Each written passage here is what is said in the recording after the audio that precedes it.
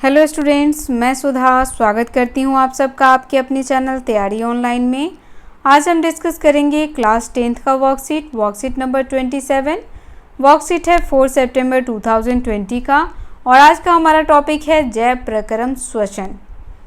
तो चलिए डिस्कस करते हैं वर्कशीट नंबर 27। अगर आप हमारे चैनल पर नए हैं तो आप हमारे चैनल को सब्सक्राइब कर लें, बेल आइकन को दबाएं ताकि सभी नोटिफिकेशन आप तक पहुंचता रहे। वीडियो पसंद आए तो इसे लाइक करें, साथ ही अपने दोस्तों को शेयर करना बिल्कुल ना भूलें ताकि उन्हें भी वर्कशीट नंबर 27 को सॉल्व करने में हमारी वीडियो से हेल्प मिल सके। तो चलिए स्टार्ट करते हैं वर्कशीट नंबर 27। यह है विज्ञान का वर्कशीट यानी साइंस का वर्कशीट है, जिसमें आज हमें जैव प्रक्रम श्वसन से संबंधित विषय पर डिस्कस करना है। इससे पहले भी हमने जैव प्रकरण में श्वसन विषय पर डिस्कस किया था। श्वसन यानी कि सांस लेने की प्रक्रिया कहाँ कहाँ से होती है, तो सांस लेते हैं हम नाक से। उसके बाद स्वर यंत्र भी सांस के आवाजाही में क्या करता है, हमारी मदद करता है। उसके बाद श्वसन नलिका भी इसमें अपना योगदान देता है। सांसों के आदान प्रदान में यानी गैसों के आदान प्रदान में नाक, स्वर यंत्र, श्वसन नलिका, फुफ्फुस आदि सभी शामिल हैं। श्वसन तंत्र के अंगों के बारे में और उसके कार्य के बारे में पढ़े थे कि किसके क्या कार्य हैं। तो हमने पढ़ा था नाक के बारे में। नाक जो है वह हमारी बाहरी नथुनों का एक जोड़ा होता है, जिसमें छोटे छोटे बाल होते हैं जो क्या करते हैं, हमारे शरीर के अंदर रोगाणुओं को प्रवेश करने से रोकते हैं। उसके बाद हमने पढ़ा था स्वर यंत्र के बारे में। स्वर यंत्र का क्या कार्य है, यह भी हमने पढ़ा था।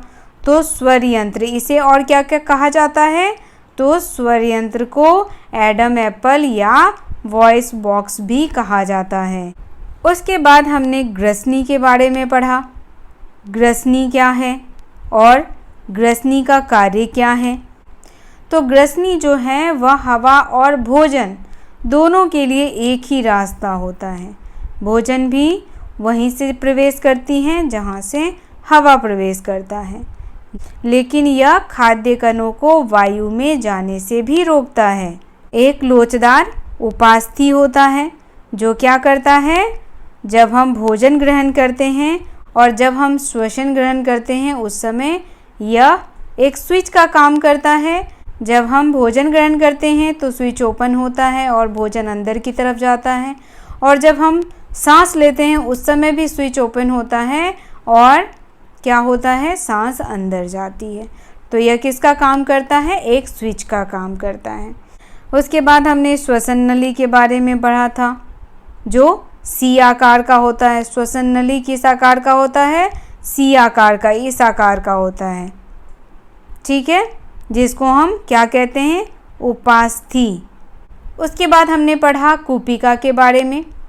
मुझे आशा है कि कूपिका के बारे में आप लोग नहीं भूले होंगे, तो आप हमें कमेंट में बताएं कि कूपिका क्या होता है और यह कैसा दिखता है। तो चलिए आज हम स्टार्ट करते हैं हमारा वर्कशीट कि वर्कशीट में और क्या क्या बातें दी हुई हैं श्वसन से संबंधित। तो यहाँ देखिए, मानव श्वसन प्रणाली को विस्तृत रूप से कार्यों के आधार पर दो भागों में विभाजित किया गया है। पहले बांटा गया है गुहाओं और नलियों को आपस में जोड़ने की प्रणाली जो फुफ्फुस में वायु का संचालन करती है, और दूसरा वह प्रणाली जहाँ श्वसन गैसों का आदान प्रदान होता है। तो देखिए क्या क्या है। पहले में है हमारा नाक। नाक क्या करता है, वायु को ग्रहण करता है और छोड़ता है। वायु को गर्म और फिल्टर करता है। कौन, नाक। कैसे फिल्टर करता है, तो नाक में छोटे छोटे बाल जो होते हैं वह वायु को फिल्टर कर देते हैं, यानी जो भी रोगाणु या विषाणु जो भी हो वह नाक के अंदर जल्दी प्रवेश नहीं कर पाते। उसके बाद ग्रसनी, वायु के लिए मार्ग जो श्वसन नली की ओर जाता है। अभी हमने ग्रसनी के बारे में जाना कि ग्रसनी किसका काम करती है? तो एक स्विच का काम करती है, जिससे खाद्य पदार्थ भी अंदर जाता है और वायु भी जाता है। उसके बाद स्वर यंत्र यानी वॉइस बॉक्स। स्वर यंत्र को क्या कहा जाता है? वॉइस बॉक्स भी कहा जाता है, जहाँ से हमारी आवाज़ निकलती है। उसके बाद देखिए श्वास नली ग्रसनी को श्वसनी से जोड़ती है, उपास्थि वलय संरचना प्रदान करने और श्वसन नली को खुला रखते हैं। श्वसन नली में श्लेष्मा के साथ सीलिया नामक महीन बाल होते हैं, जो वायु को फुफ्फुस तक पहुंचाने से पहले फिल्टर कर देते हैं। उसके बाद श्वसनी, तो श्वसनी जो होता है वह 2 नलियों में विभाजित होता है, जिन्हें श्वसनी कहा जाता है, जो प्रत्येक फेफड़े में प्रवेश करता है। अब यहाँ देखिए इस तरह से बना होता है श्वसनी का, और वह दोनों फेफड़ों में क्या करता है? प्रवेश करता है। वहाँ से दोनों फेफड़ों में वायु प्रवेश करती है इस तरीके से। और इसके बाद आगे जो कूपिकाएँ बनी होती हैं उसमें यह विभाजित हो जाता है। ठीक है, कूपिका के बारे में मैंने आपसे पूछा है, आप मुझे कमेंट में अवश्य बताएं कि कूपिका क्या होता है और कैसा दिखता है। यहाँ देखिए ग्रसनी अंत में इन 2 शाखाओं में विभाजित हो जाती है, जैसा कि मैंने यहाँ पे आपको विभाजित करके दिखाया कि यह 2 शाखाओं में विभाजित हो जाती है और यह दोनों फेफड़ों में क्या करती हैं? श्वसन यानी हवा को पहुँचाती हैं। ये फुफ्फुस में प्रवेश करती हैं। उसके बाद ये कहाँ प्रवेश कर जाती है? फुफ्फुस में प्रवेश कर जाती है। अब यहाँ देखिए, यहाँ से सांस अंदर जाता है, नाक से हम सांस लेते हैं और उसके बाद सांस जाता है हमारे छाती के वक्षीय गुहा में, रीढ़ की हड्डियों के पास और हृदय के दोनों ओर। फेफड़ा कैसा होता है? यह बड़ा और स्पंजी होता है। अब देखिए जब हम सांस लेते हैं तब क्या होता है? ऑक्सीजन युक्त वायु लेना यह पसलियों से जुड़ी मांसपेशियों के संकुड़न के कारण होता है। यहाँ डायफ्राम समतल हो जाती है, जिससे वक्षीय गुहा आयतन बढ़ जाती है। इसीलिए वक्षीय गुहा के अंदर दबाव कम हो जाता है और फेफड़ों के अंदर वायु जाती है। तो देखिए सांस लेने से क्या होता है? जब हम सांस लेते हैं, जब हम ऑक्सीजन ग्रहण करते हैं तो क्या होता है? हमारे फेफड़े जो हैं वह फूलते हैं और यहाँ होता है डायफ्राम। डायफ्राम सांस लेते समय यह समतल हो जाता है और जब हम सांस छोड़ते हैं तो यह एक गुंबदाकार से सिकुड़ जाता है। यह ध्यान रखना है आपको, सांस छोड़ते समय यह गुंबदाकार में हो जाता है और सांस लेते समय डायफ्राम समतल हो जाता है। उसके बाद सांस छोड़ने पे क्या होता है? तो सांस छोड़ना यानी CO2 का निष्कासन यानी CO2 को बाहर निकालना। CO2 it means carbon dioxide को बाहर निकालना। जब हम सांस छोड़ते हैं तो CO2 बाहर निकलता है और जब हम सांस लेते हैं तो हम ऑक्सीजन को ग्रहण करते हैं। यह पसलियों से जुड़ी मांसपेशियों में शिथिलीकरण के कारण होता है और जब हम सांस छोड़ते हैं उस समय क्या होता है? जो डायफ्राम है वह गुंबदाकार का हो जाता है। इससे वक्षीय गुहा का आयतन कम हो जाता है, वायु का दबाव कम हो जाता है और फेफड़ों से वायु बाहर निकल आती है।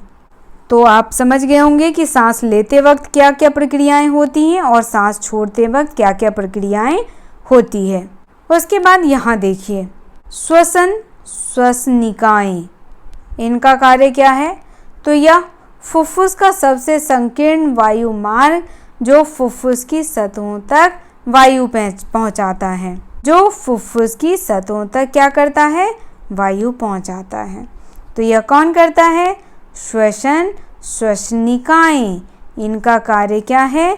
तो ये फुफ्फुस के सबसे संकीर्ण मार्ग, संकीर्ण कहने का अर्थ है बहुत ही छोटा सा रास्ता, जहाँ से वायु जो है वह कहाँ पहुँचती है?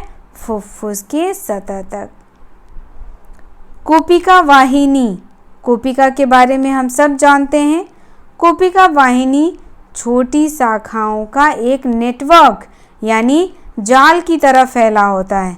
कूपिका वाहिनी जो है वह हमारे फेफड़ों में किसकी तरह फैला होता है, तो जाल की तरह फैला होता है, हर तरफ फैला होता है। इस तरीके से वह जाल की तरह फैला होता है और साथ ही श्वसनी से फुफ्फुस तक और अंततः कूपिका कोश में पहुंच जाती है। कूपिका फुफ्फुस से कार्यात्मक श्वसन इकाइयाँ जहाँ गैसों यानी ऑक्सीजन और कार्बन डाइऑक्साइड का आदान प्रदान होता है। कूपिका में क्या होता है, तो गैसों का आदान प्रदान यानी कार्बन डाइऑक्साइड और ऑक्सीजन का आदान प्रदान होता है। ऑक्सीजन लेते हैं और कार्बन डाइऑक्साइड हम क्या करते हैं, छोड़ देते हैं। यह फुफ्फुस में कार्यात्मक श्वसन इकाई हैं जहाँ गैसों का आदान प्रदान होता है। इस इमेज को देखिए ध्यान से। इस इमेज में यह है हमारा कोशिका और उसके बाद कोशिका में यहाँ देखिए यह है वायु कोशिकीय झिल्ली और यह है श्वसन, यह है श्वसन झिल्ली, फुफ्फुस सिरा। अब यहाँ देखिए ऑक्सीजन जो है वह लाल रक्त कोशिकाओं में फैलती है। किस में फैलती है, तो रेड ब्लड में ऑक्सीजन फैलता है और कार्बन डाइऑक्साइड जो है वह एल्बोलस में फैलता है। किस में फैलता है कार्बन डाइऑक्साइड, एल्बोलस में।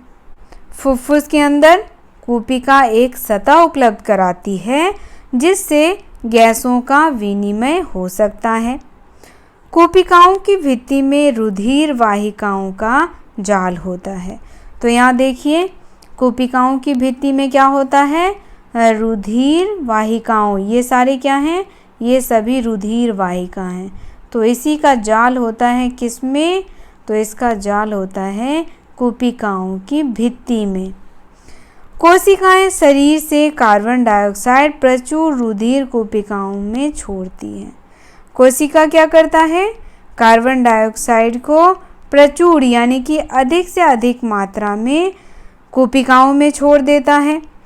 कोशिका रुधिर वाहिका का रुधिर कूपिका वायु से ऑक्सीजन लेकर शरीर की सभी कोशिकाओं तक पहुंचाता है।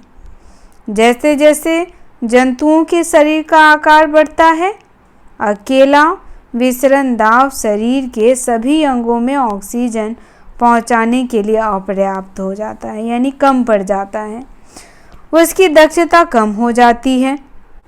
उसके बाद फुफ्फुस की वायु से श्वसन वर्णक ऑक्सीजन लेकर के उन ऊतकों तक पहुंचाते हैं जिसमें ऑक्सीजन की कमी है। मानव में श्वसन वर्णक हीमोग्लोबिन है जो ऑक्सीजन के लिए उच्च बंधुता रखता है। यह वर्णक लाल रुधिर कणिकाओं में उपस्थित होता है। तो मानव में जो श्वसन वर्णक है वह कहाँ होता है, हीमोग्लोबिन। हीमोग्लोबिन के थ्रू हमारे पूरे शरीर में ऑक्सीजन ट्रेवल करता है, यानी एक जगह से दूसरी जगह जाता है। अब देखिए यहाँ वर्कशीट में 3 प्रश्न दिए हुए हैं। पहला प्रश्न हमारा है उपास्थि वलय का कार्य क्या होता है। तो चलिए इसका आंसर देखते हैं। तो यहाँ देखिए इसका आंसर हो जाएगा उपास्थि वलय ऊतकों को मजबूत बनाने के साथ साथ संरचना प्रदान करते हैं और श्वसन नली को खुला रखते हैं। ये हमारे शरीर के जोड़ों को लचीला भी बनाते हैं। इसकी मौजूदगी की वजह से हमारे शरीर के कई अंग सुचारू रूप से काम करते हैं। तो यह सब किसके कार्य की वजह से होता है, उपास्थि वलय। यह है उपास्थि वलय का कार्य। अगला प्रश्न हमारा है बड़े बहुकोशिकीय जीवों जैसे कि मनुष्य में ऑक्सीजन का परिवहन कैसे किया जाता है। तो ऑक्सीजन का परिवहन मनुष्य में हीमोग्लोबिन के थ्रू किया जाता है। तो चलिए इसका भी आंसर देख लेते हैं। तो इसका आंसर हो जाएगा मनुष्य में ऑक्सीजन का परिवहन फेफड़ों द्वारा संपन्न की जाती है। फेफड़ों में सांस के द्वारा पहुंची हुई वायु में से हीमोग्लोबिन लाल रक्त कण ऑक्सीजन को ग्रहण करके शरीर की सभी कोशिकाओं तक पहुंचाता है। तो ऑक्सीजन को कौन पहुंचाता है शरीर के सभी कोशिकाओं तक? तो हीमोग्लोबिन, वह लाल रक्त कण जो हमारे शरीर में मूव करता रहता है। या आप यह भी लिख सकते हैं, कोशिका रुधिर वाहिका का रुधिर कूपिका वायु से ऑक्सीजन लेकर शरीर की सभी कोशिकाओं तक पहुंचाता है। मानव में श्वसन वर्णक हीमोग्लोबिन है जो ऑक्सीजन के लिए उच्च बंधुता रखता है। यह वर्णक लाल रुधिर कणिकाओं में उपस्थित होता है। तो आप दोनों में से कोई भी आंसर लिख सकते हैं, दोनों करेक्ट आंसर हैं। अगला प्रश्न हमारा है, सांस लेने और सांस छोड़ने के दौरान डायाफ्राम की प्रक्रिया क्या होती है, उसे हमें समझाना है। तो चलिए इसका आंसर देख लेते हैं। यहाँ एक छोटा सा इमेज भी बना लेते हैं। यहाँ देखिए, ये एक इमेज है और ये मान लीजिए हमारे 2 फेफड़े हैं, ठीक है। और उसके नीचे होता है ये डायाफ्राम, ठीक है। अब देखिए, जब हम सांस लेते हैं तो क्या होता है, डायाफ्राम जो है वह समतल रहता है, यानी सपाट रहता है। लेकिन जब हम सांस छोड़ते हैं तो डायाफ्राम सिकुड़ जाता है और यह गुंबदाकार का हो जाता है। तो यहाँ देखिए इसका आंसर हमने लिखा है, सांस लेते और छोड़ते समय डायाफ्राम की कुछ निम्न प्रक्रियाएं हैं। पहला, जब हम सांस लेते हैं डायाफ्राम फैलता है और पसलियां ऊपर की ओर उठती हैं और हवा फेफड़ों में प्रवेश कर जाती हैं। उसके बाद जब हम सांस छोड़ते हैं तब डायाफ्राम गुंबद के आकार का बन जाता है और हवा फेफड़ों से बाहर निकलती है। इसके साथ ही पसलियां नीचे की ओर आ जाती हैं। तो यह प्रक्रिया कब होता है, सांस के लेने और छोड़ने के समय। तो ये वर्कशीट यहीं समाप्त होता है। वर्कशीट आपको कैसा लगा आप हमें कमेंट में बताएं। अगर आप हमारे चैनल पर नए हैं तो आप हमारे चैनल को सब्सक्राइब कर लें, बेल आइकन को दबाएं ताकि सभी नोटिफिकेशन आप तक पहुंचता रहे। वीडियो को लाइक करें। आप हमें फेसबुक, इंस्टाग्राम और टेलीग्राम पर फॉलो कर सकते हैं। डिस्क्रिप्शन में आपको इसका लिंक मिल जाएगा। तो मिलते हैं अगले वीडियो में। आप सबका धन्यवाद।